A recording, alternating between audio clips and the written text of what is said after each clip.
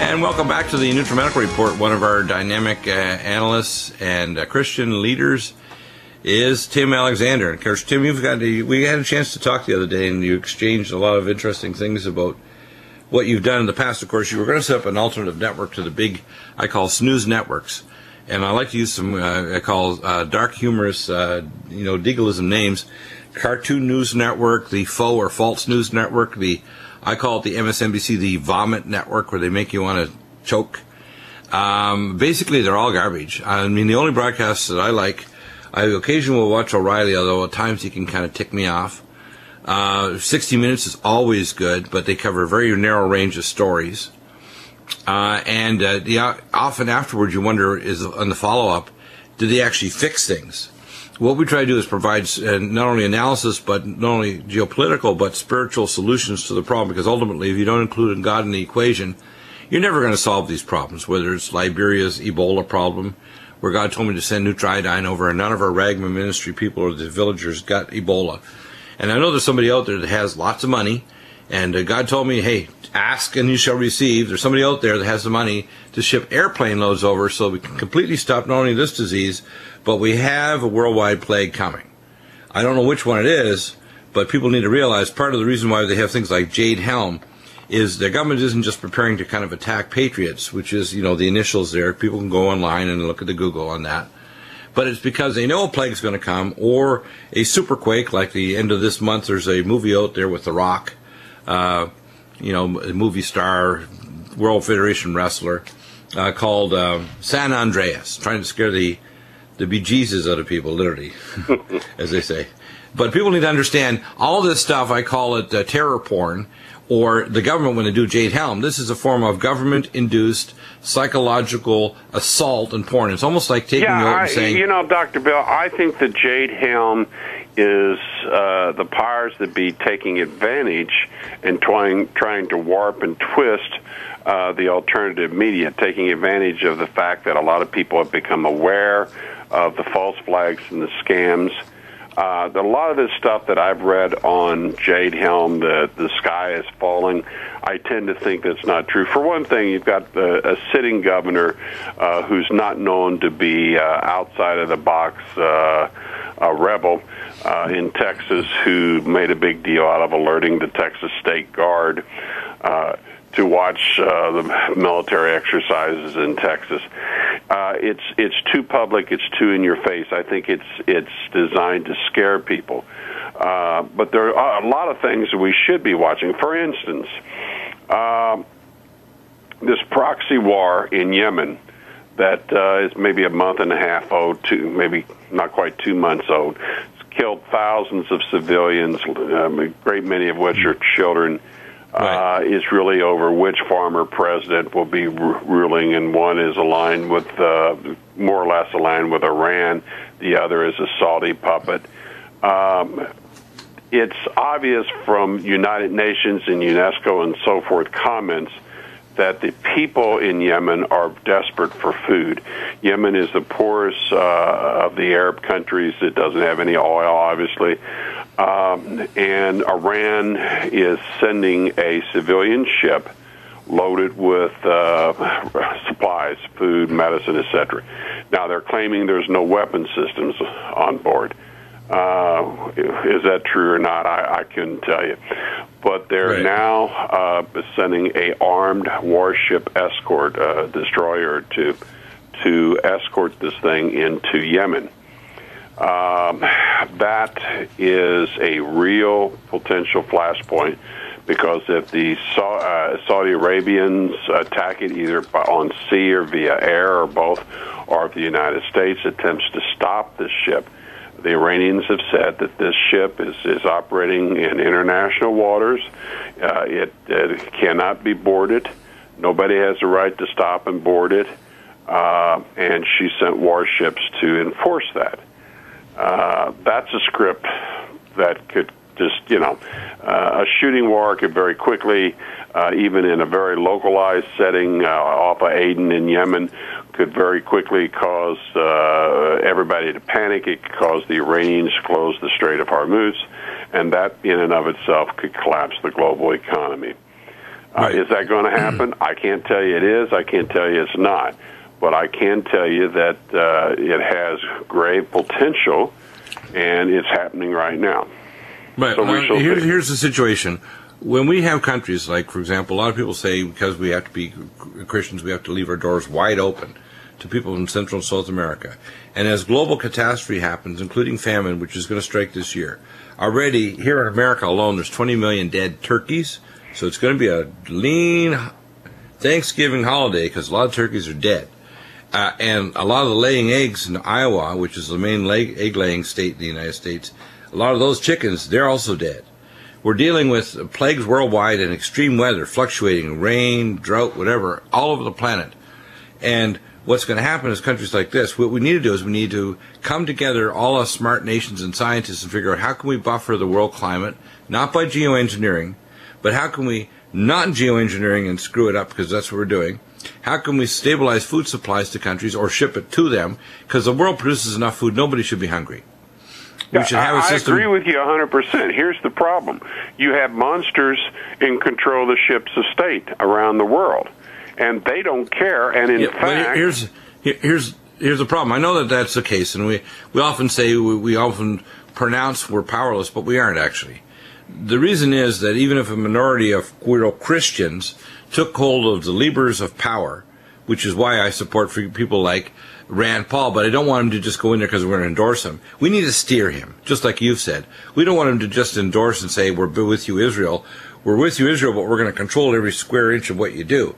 So that right now, people don't know this, but since the second term of George Bush, we've had a division sitting on top of the Israelis so they don't fire nuclear missiles at their enemies.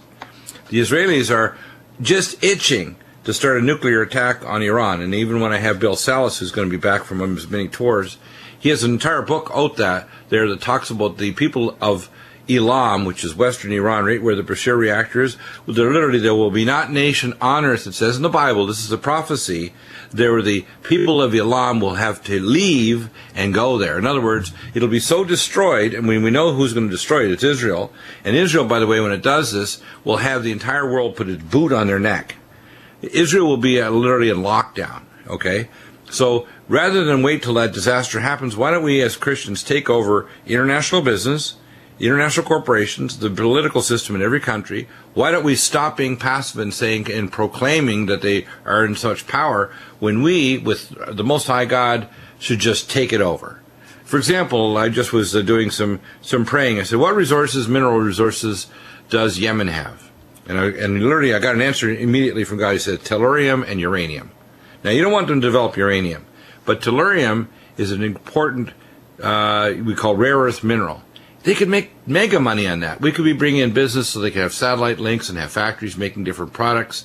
They can have new ways of, growing different vegetables and food so they're kind of food independent. I think as Christians, if we did that, rather than just doing the gospel of saying you got to believe because Jesus is the Lord, he's not Isa, I think we as Christians would do much better to evangelize countries, not just be giving them a blank check and saying it's okay to develop your military like Saudi Arabia. We're going to come in and help develop your economy because we know that you're our Christian brothers and sisters. You just don't know Jesus yet. Well, the last Arab leader in North Africa that tried to really and made significant improvements in his country was Omar Gaddafi. But he wanted to go dinar. Now, he was kind of very nutty, but our response to him was to execute him. Do you think that right now, if the globalists wanted to kill Dr. Deagle, they could? Of course not. There's a really good reason. God wants me here, and if they killed me, you might believe. Welcome back. I just sat there literally and prayed. So what do they have? They have these resources. And also, you got to remember where they were. Remember, there's two likely places, and I saw this with that the Garden of Eden was. One is actually at the head of the Persian Gulf, which is right between Iran and Saudi Arabia. The other actually is Yemen, believe it or not, near the Gulf of Aden. Those are the two most likely places that the actual Garden of Eden was. And the geostrategically, in terms of where Yemen is, those people don't need to be starving to death. They're starving just like culture's been held back by communism or by totalitarian Islam. which is a new version of what we call Wahhabist extreme Islam. Islam was even starting to become less radical under the Turks, which were much more pragmatic over the last century. They tolerated and weren't even charging this thing called dhimmitud, which is a tax for Christians and Jews that lived in their country. That's something that people say, oh, will they ever bring dhimmitud here? Are you kidding? If Obama declared today martial law, the fool if he ever declared it, we'd lock this country down so fast and our military would come on our side, and if there's a few fools that are special forces, they're going to die really fast. I don't care how many skill sets they have. There's a lot more of us than them. And they need to know that. They know this when they do have Jade Helm. I'm saying bring it on. Bring on Jade Helm. This Texas state governor, if they get out of hand, he's going to clamp those guys down. They're going to end up in prison in arms, or they're going to get shot dead, because the Texas state has its own military force that they'll bring into play if they need to. About half the states do, but in many cases, it's purely a token force. They're not a token force in Texas. And by the way, the amount of Texas... in fact, they have a large medical corps. They call them the Texas Medical Rangers, right, which is part of their Army section of the Texas State Guard. They have a Naval, an Air Force, and an Army section. Do you know even their power grid is not integrated to the North American power grid? That if the entire North American power grid goes down, the Texas grid is completely separate. Did you know that? No, I didn't know that. Yeah, it's the only place in the Western world that has a totally separate power grid, other than places like Australia, that of course is, and they got the giant, vast middle area. So really, it's broken up into a couple sections. But the only place in the Western world that's totally separate is Texas. Texas is, and there's the linchpin. Every June, which is next month, they have to vote to stay part of America. And if they wanted to just stop all the foolishness of the federal government, all the Texans have to do is say, we're leaving unless you do X, Y, Z. They have to vote to stay in the Union every June. Do you know that? Well, when they were accepted in the Union, there was some conditions, and one of the conditions that was that they had the right to split up into 5 states. Like North, they have the right to secede, too. They have the right to secede completely from the Union.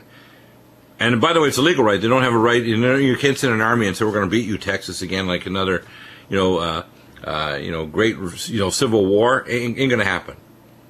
Not going to happen. And people didn't understand that. And of course, if Texas goes, the Western states will immediately form a bloc. And there's been a Russian geopolitical scientist calculated, and this is like the Hunger Games, that if America continues on its current pathway, in 20 years it'll break up into 5 major sub-countries, basically sub-states. 5. That's what he's calculated. And you had to look at this. I hope that doesn't happen. It's going to happen unless we Christians step in, not Muslims or people just of good nature. It's going to be us Christians. If we Christians step up to the plate, America will still be a nation 100 or 200 or 1,000 years from now. Well, otherwise, that's correct. She's going. And we're not the only people. Our Canadian neighbors, there's a story I have on my blog, Europe. The Prime Minister Harper threatens Israeli boycott supporters with hate crime charges. And because the first Earl Sterling was a founder of English-speaking Canada, and there's several hereditary great officers of the state that don't really mean anything. But I've always been very circumspect about saying anything about the Canadian government because I don't want to. I can say it because I'm a dual Canadian American. I was born in Detroit and raised in Canada. Is a fascist. He's a maniac. He's out of his mind. This bit of telling people that are trying to organize boycotts of Israeli goods because the Israelis have bombed the heck out of, less than a year ago, and in fact there's not a single house that's been rebuilt since then in Palestine and Gaza. And to tell people, free citizens of supposedly a free country in Canada, if you try to organize a boycott Israel goods movement, we'll charge you with a felony and throw you in prison for several years because we consider that a hate crime. Yeah, listen to this classified information. By the way, if you're listening up, NSA and Canadian Security Intelligence, cringe and have a seizure because I'm going to say this on air, live. I took care of employees working at a munitions plant in Calgary back in the early 80s. And I got some people that got injured. So I had to do some further investigation to find out exactly what they were doing at the plant to why they got injured. It turned out they were making depleted uranium munitions, not just small rounds, but anti-aircraft DU rounds and rounds for tanks, the advanced Israeli tanks. Guess where they're made? Calgary, Alberta. They ship through the night American spent uranium from U.S. military plants and Canadian with the CANDU reactors to be reprocessed in facilities like the one near Snake River in Idaho. And then that one is shipped up to Calgary, Alberta, and reformed into munitions, and then put in containers that are shipped to the west coast through Vancouver, right, or up for the further coast there where it's shipped to the container ships, or shipped to the east coast with Israeli symbols on these containers that are locked onto the top of the Canadian rail cars. And it's munitions that are illegal, depleted uranium munitions that are made in Canada. So when Mr. Harper wants to say this and they're dropping DU munitions on people, okay, well, it's made in Calgary. In Canada and Australia, the prime ministers seem to be in a contest to see who can be the biggest fascist. And both are heavily influenced by local Zionist big bucks. But it's not even putting Israel in first, because there's a lot of people in Israel that are smart enough to know if you start a conflict, the Israeli citizenry is not going to survive. If you're not in a bunker, you're dead. That's right, and a lot of their top people, including former Mossad chiefs, have been trying to get this point across, that Israel doesn't need to go to war with Iran and all these countries. It needs peace. You got a tiny strip of land the size of Rhode Island, and you're going to start a war, even if you got nukes, and you got 800 or 1,200 nukes, and you're going to nuke Moscow and Beijing and everywhere else. Guess what? They may be dead, but you're going to be really, really dead also, because you're going to not only have nukes, but there's Katyusha rockets, little bottle rockets, but then there's big damn rockets the Hezbollah has, and the really big one, Syria. So if you decide that it's a good idea, and again, people have put out this in the videos, that Jade Helm was the kind of a plan to hit Iran and to take over Syria. Do you know how insane that is? Yeah. The toughest people on earth, and I'm going to say this, are Russians and Syrians, and I know because I have Syrian blood. You do not want to cross the Syrian. They'll make the Sicilian mafia look like kindergartners. And the Russians, you know what they did in the 1970s when they were attacking Russians, when they were having all this problem in Lebanon? The Russians, what they did is they took all the sexual organs from all of their relatives out to 3 generations and dropped it in plastic bags in front of their homes of the Hezbollah and these other murdering maniacs. They never touched a Russian again, and the Russians didn't even have to have a bodyguard or carry a weapon, because they said, if you ever touch us, we'll clean out all your relatives to 5 generations. They spoke to them in a language they could understand. They did. Now, people need to understand, the barrage of rockets coming down cannot be stopped by the Green Pine radar system or Iron Dome or anything in Israel. And all these fancy systems we're funding hundreds of millions of dollars for are useless.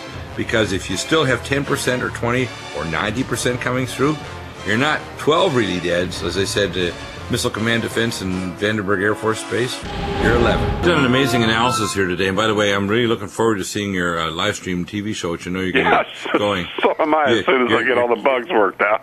Well, I'm sure you're going to do it. You're determined, and we're praying. Everyone out there, pray for technical help and for whatever, so Tim can get his fancy show up on live stream, and he's going to also have on YouTube. And I wanted you to answer this question. You mentioned some really important things in the break about Syria. In the last 24 hours, kicking butt of foreign mercenaries. Expand on it, because people don't understand that Russia and China cannot let Syria fall. And every time it looks like, for example, you have an armored column that Saudi Arabia put in there, okay, and we put in there was ISIS, the Syrians have cut it off. So they're trying to call in air support from Israel and ground support from ISIS. Guess what? They're not going to win. In fact, if they start to win, the Russians have got to ante it up in China.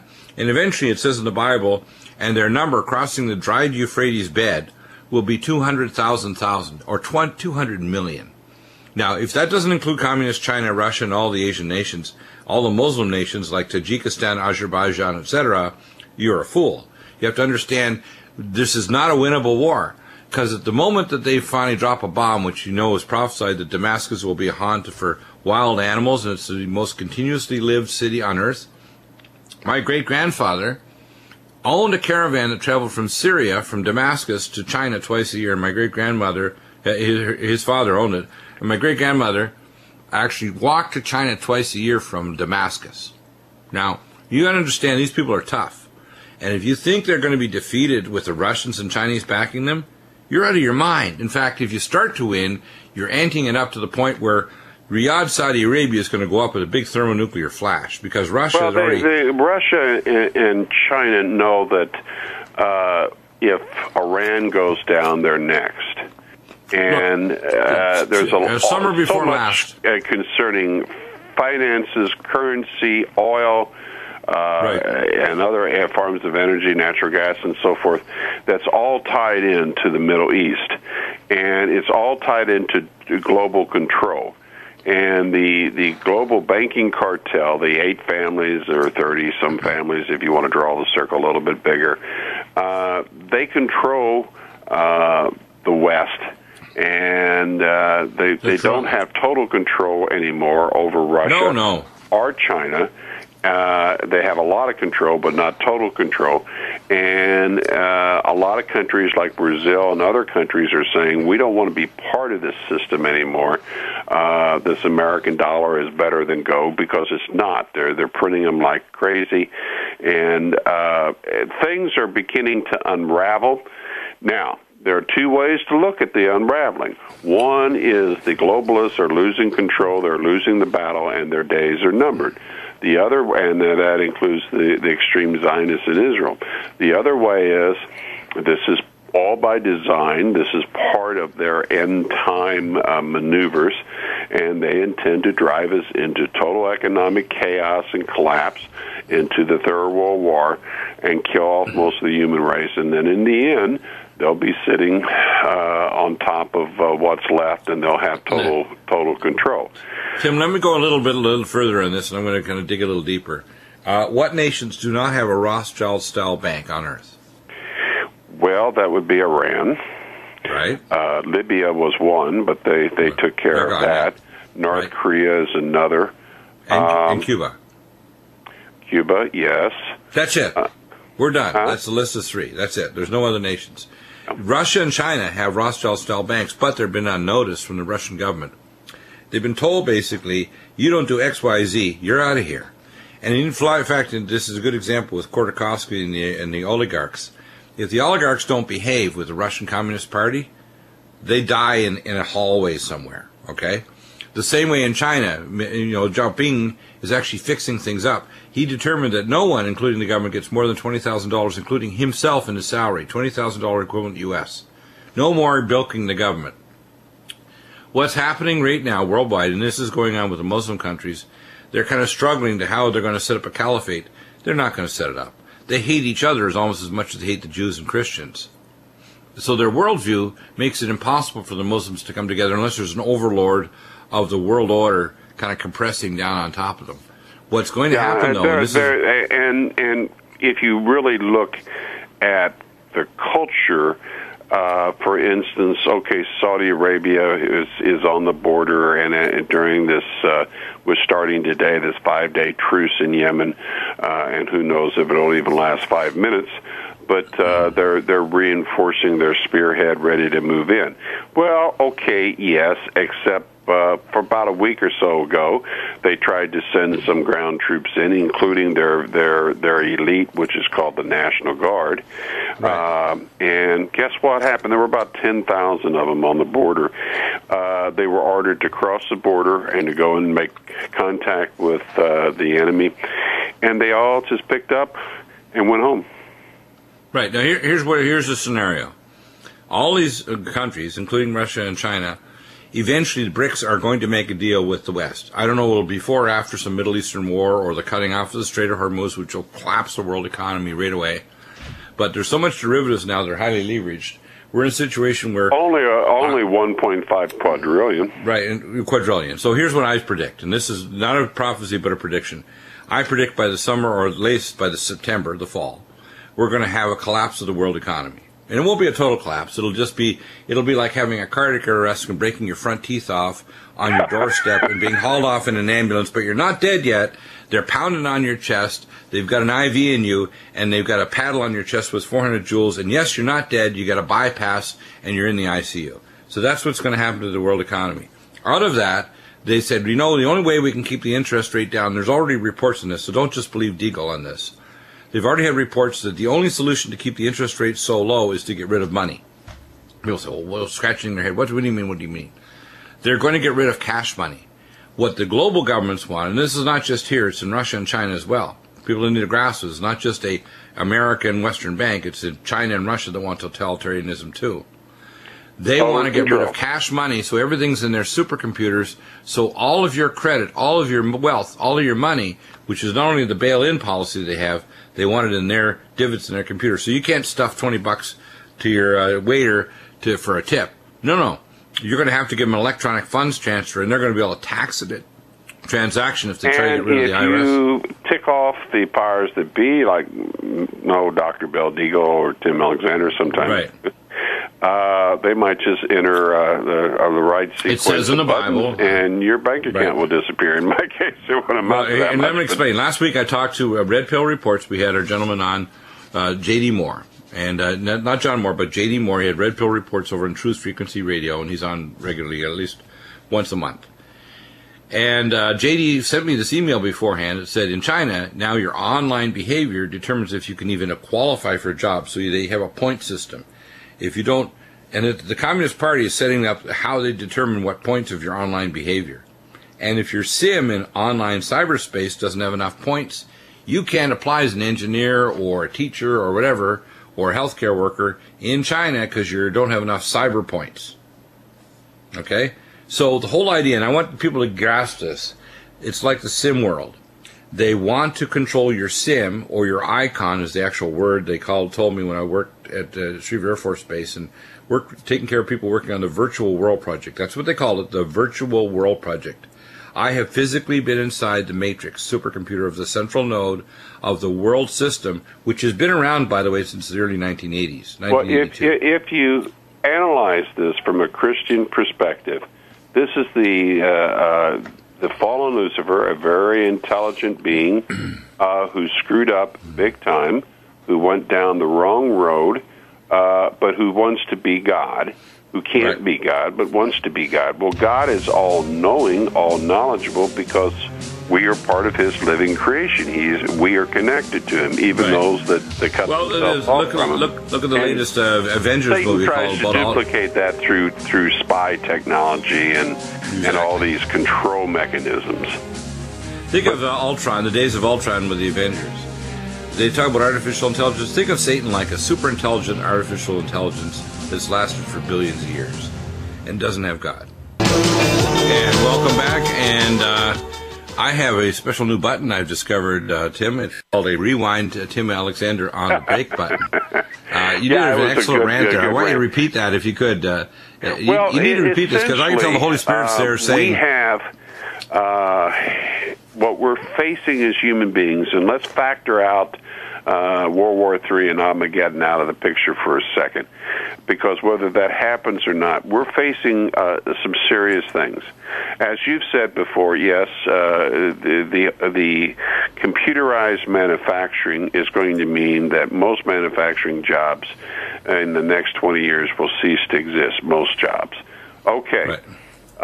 So there won't be jobs for people. But way, way beyond that is this totalitarian control over people. And you're seeing it in Canada with the fascist Prime Minister Harper saying if you dare to be involved in a boycott of Israel because of the bombings of civilians in Gaza and the West Bank, we'll charge you with a hate crime and send you to a felony and send you to a Canadian prison for several years. To NSA spying on every email, every telephone call, everything that you do. If you carry a phone with you, they can turn that cell phone on. They can tell where you've been, who you've been next to. A lot of it's bravado. Let me explain, okay? Here in California, we have a thing called Prop 65, which terrorizes nutritional companies and vitamins, and you walk into Sprouts or Trader Joe's, and you have all these warnings of may cause birth defects of chemical. It's actually lead, because if you eat vegetables, it's going to contain heavy metals. I mean, so low, it's like microscopically insane. But yet it's the same crazy state that mandates your kid can't go to school unless we put heavy metals in them with aluminum and mercury. Mercury ethyl salicylate, the most toxic thing. If you put a drop of mercury ethyl salicylate on your skin, how many minutes do you think you have before you're dead? 3 to 5. 3 to 5 minutes. We're not talking about injection. We're talking about on your skin. Now, what we have here, and we have to realize this, and I talked to Dr. Fred Graves, who's a JD expert with jurisdictionary. We're getting Dr. Fred back. And I strongly recommend the jurisdictionary course, although we're going to have a link, so we will get some revenue from the people that purchase that course to support what we're doing here in Nutrimedical, because it costs a lot to put the show on air. What people need to realize is we need to take legal action because there's two things. If you know the court procedures, and there's only 34 pages in the state and federal courts for procedures and only 10 pages for rules of evidence. If you master that, you just need to know the specific law. You can look it up in about 10 minutes online. The problem with our whole culture is we succumb to these things, including our state legislatures, our federal government, and our judges get away with murder, including what Dr. Fred Graves mentioned. He talked to the Supreme Court about the pro-life issues about Roe versus Wade. Now, when we're looking at all these situations, when I went to Canada back between, from 2004 to 2008 when I came back, I had a radio show in Canada.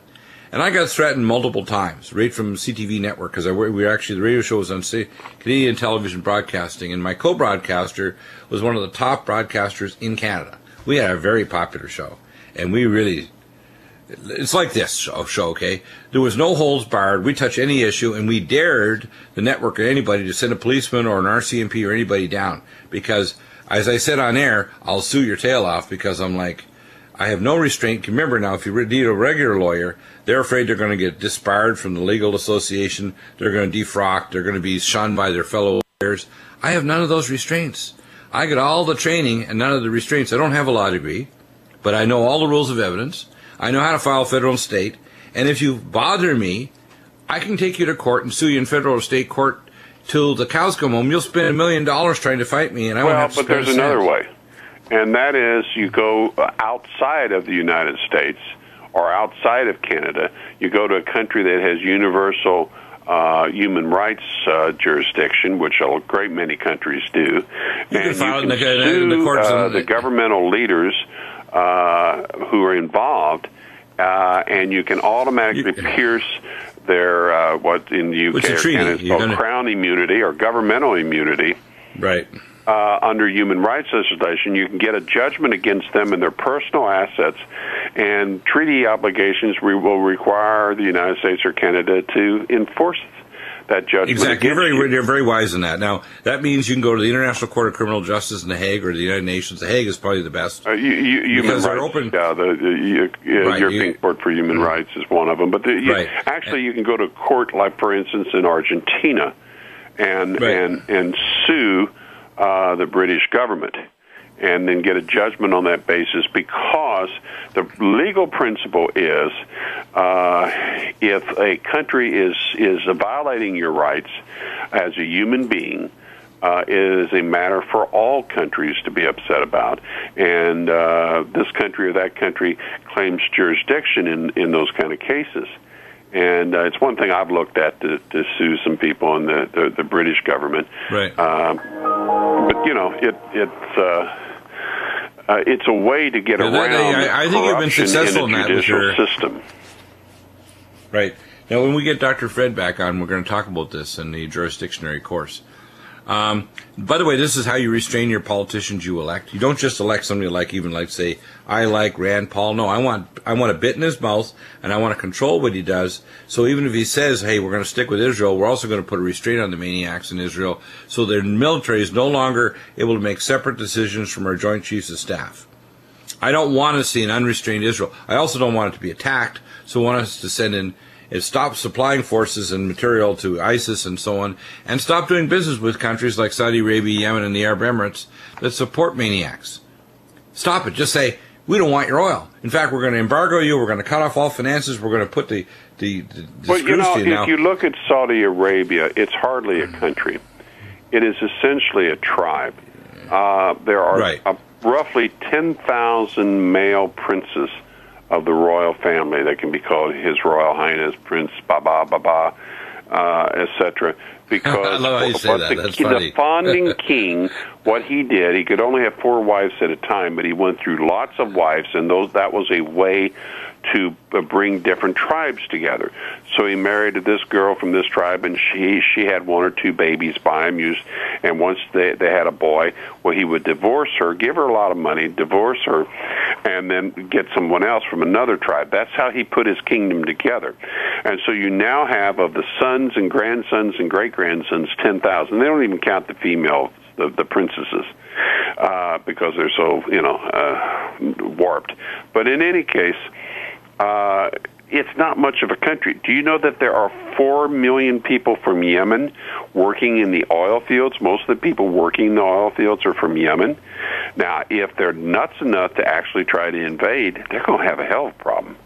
A big part of the pilots in the Royal Saudi Air Force are Pakistani, and in fact, many pilots who are paid are well-connected, rich families, and they don't even fly. They pay somebody else to do the flying for them. And it's a sham of a country with trillions of dollars, but it's also they have all this super duper jet aircraft and tanks, and they've had the best that money can buy, but they don't have the will to fight. And that's what I was saying, about a week and a half ago, they gave orders to cross the border and to their elite troops, and they said, nope, we're going home. They all picked up their stuff and went home. That because let's put it this way, I have friends in the Israeli security. Tim, I'm going to insert something here funny. It's a culture of tribal raids. And exactly. That's Grandma a very good was point. probably captured by Grandpa in a raid on her tribe. And the fixed let me insert something funny of here. the West is not part of their culture. Exactly. Let me insert something funny here to kind of amplify what you're saying. I had contacts with Israeli intelligence and Air Force years ago, and I brought over books actually for an Israeli author that's back and forth in America all the time and visits Christian churches all the time, all over the country. And he wrote American Revival for Christian Survival is the book he wrote. And I actually delivered them to his wife in North Jerusalem back in 1999, 16 years ago. And he told me that the Saudi Arabian pilots, and there's very few of them, they're actually from royal family, they don't speak to the person in the back that actually fires the munitions. The pilots, which are in the front, have to go to the tower, and the tower will tell the munitions guy to fire because they feel they're so uppity, they won't talk to the guy in the back seat that actually fires the weapons. That's the Saudi Arabian Air Force. They got all these tripped out jets with all these fancy weapons loaded to the gunnels by America, bought at super high cost. They won't talk to the guy actually firing the weapon systems because they're the royal family guy flying. Yeah, the overwhelming majority of people in Saudi Arabia are foreigners working for them. It's a fraud of a country. It is. It's going to fall, and I predict that Riyadh, Saudi Arabia will have a nuke dropped on it by Russia and China. Could be. The good people